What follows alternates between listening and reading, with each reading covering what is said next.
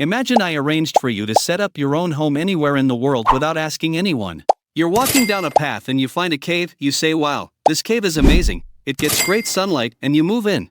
You don't have to pay rent to anyone, you don't have to get anyone's approval, there's no landlord for the cave, and there isn't even a loan contract you signed for it. You take a few days worth of supplies with you, and you can go sit down and live anywhere you like in this vast world. Sounds like a huge fantasy, doesn't it?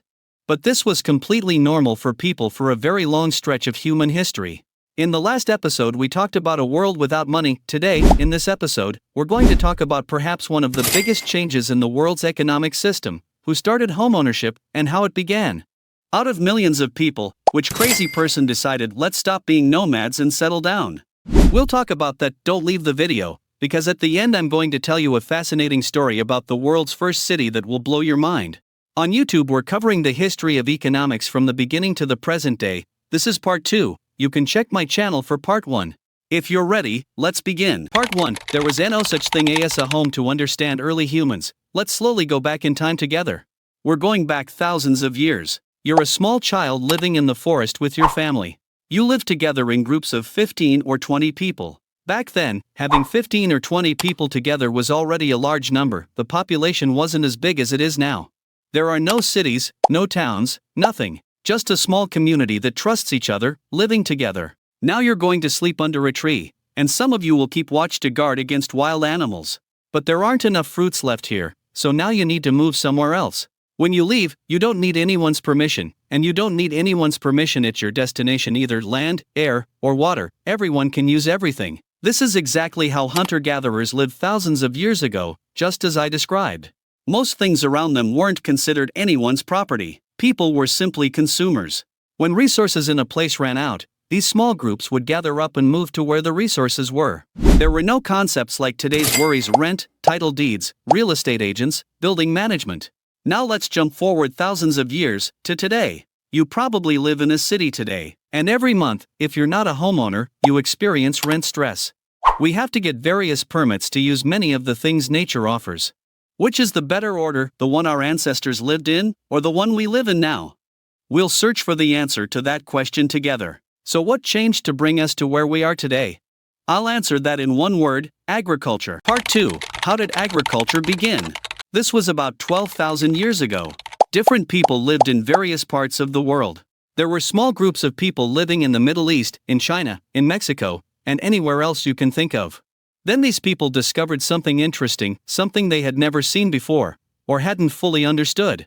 They would throw a small seed into the soil, and a few months later that seed would turn into a plant, into food. This information, ordinary for us today, was like magic back then. From a single tiny grain of wheat, hundreds of wheat grains would emerge months later. Now, put this way, you'll probably think it's very simple and normal, but I want you to think more deeply, to understand how they felt. Imagine an apple seed. The tiny particles inside an apple seed can turn into an entire apple tree. That's genuinely amazing. The fact that every plant's tiny form, its seed form, could turn into huge fruits or trees, and that people could actually do this, deeply affected these small human groups. And people slowly began to change their survival instincts. People started thinking, if I plant a seed somewhere, I need to wait months for it to grow, and then to be able to eat this seed once it grows, I likewise need to stay here for a long time, and staying in one place for a long time meant that nomadic life was ending and settled life was beginning. Now, instead of eating the gifts nature gave them, these groups, who lived as hunter-gatherers, started investing in nature instead. They planted seeds in the earth, watered them, put in labor, sweat, and this place, into which they had put so much effort, eventually led people to say a clear sentence: this is my field. Then people discovered something even more interesting. In the past, when they hunted day to day, they had to share any surplus meat with the other families in their group, because if they didn't share, the food would either spoil, or they shared it hoping their neighbor would share back with them someday. But now, since these people were producing enough grain on their fields to feed dozens of people, this needed to be stored, and people discovered what we call storage. And this led to the birth of a concept that sits at the very center of today's economy, what we call savings. For the first time, people began to feel, I should store more than I need, and use it later. Really, the simplest version of what I'm describing was the most primitive ancestor of today's savings accounts, investment, and believe it or not, even bank deposits. And it wasn't just that, this culture of storage also brought specialization along with it. Because once someone was already farming and producing food, not everyone needed to farm at the same time.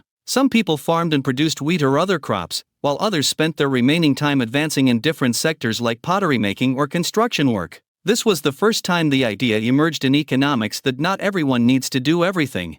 So if each of us today has a different career, or a different field we specialize in, we owe all of that to this story I've just told. Part 3. How was property born? Now that we've slowly built every link of the chain, let's take an interesting look at exactly how the concept of property came about. Let's go back thousands of years again. People had now started planting crops and growing produce in fields. Now I want you to put yourself in the shoes of one of those people. Someone comes along and says, to the field you've worked on for months, I also want a share of that field. Do you think that's a fair request? Because you put all your effort, your skills, the time you took away from your family, and most importantly, your risk into that soil. These feelings caused people to start drawing clear lines. This is mine, and that is yours. And now a different feeling had emerged in people, the feeling of accumulating and protecting. And now that this thing we call property had emerged, another chain reaction followed. Not every family's land or plot was equal. Some families' land was better positioned, some weren't. For example, one family's land might be closer to a river and on more fertile soil, while another's wasn't, and for the first time a new concept emerged, inequality. Before, as hunter-gatherers, these small groups had roughly equal possessions. But now, after this thing called agriculture, things started to change. Some became richer, some poorer. I want you to imagine two families that are almost identical to each other. Imagine one family's field is closer to the river. As I mentioned, this family has easier access to water. And thanks to that, they get a more abundant harvest, and their soil is much more fertile too. But the other family's land is far from water, even rocky, dry, and uneven, as we'd call it. This family living by the river starts accumulating more grain than the other family. Thanks to this accumulated grain, they get more livestock and even grow their operations so much that they start employing workers. But meanwhile, the family living on the rocky, uneven land struggles a lot just to make a living, and perhaps starts to face the world's first ever concept of debt. This is how the first concepts of rich and poor emerged in the world. And its effects didn't stop there either. We said people had started producing more than they needed, and this was being stored somewhere, and now concepts like mine and yours had emerged. And people needed to protect this grain or these crops that belonged to them. But who was going to protect it?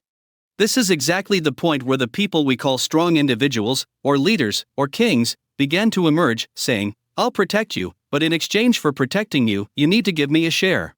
And this is what we today call taxation. I'm really talking about the earliest and crudest version of taxation. And slowly, the thing we call the state began to emerge. Homeownership without needing cash or a loan appeared exactly during this period. Because now the land people lived on had a value. And people had to work hard, or go through various struggles in their lives, to obtain this value. And this is how they bought this land. So the foundation of what we understand today as needing cash or a loan to buy a home lies exactly in this story. And so, the moment humanity buried that first seed in the ground, it also laid the first stone on the path of the modern economy. Property, inequality, storage, protection, even cities, all of it rests on this single root. And ironically, this progress may have initially harmed human health. This is a series, so make sure you're subscribed for episode 3. In the next episode, we're getting into the most exciting part yet, the invention of money. How did people turn stored grain, animals, and land into something countable and measurable? Believe me, the first thing people used as money is far stranger than the coins you're imagining right now. Don't miss it, because the next episode is truly full of surprises.